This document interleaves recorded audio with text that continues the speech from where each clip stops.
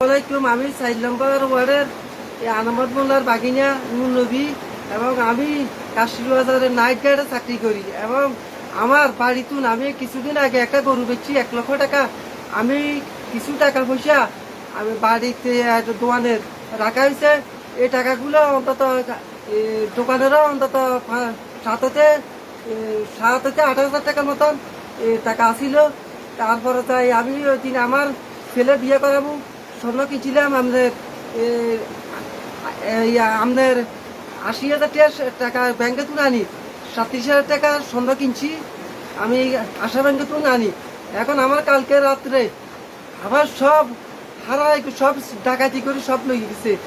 এখন আমি দেশবাসীর কাছে আমার চেয়ারম্যান সাহেবের কাছে এবং এলাকার সমাজের কাছে আমি এই বিচারটা চাইছি।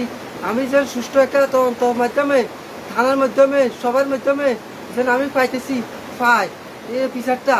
আমার বারবার এই অবস্থা আমার পাই কোথায় চুরি করে, কদিন হরে চুরি করে। মাঝে একবার ১ মাস আগে আমার দোকানে কিছু পয়সা কিনা করছি, টাকা পয়সাগুলো লইয়া গেছে।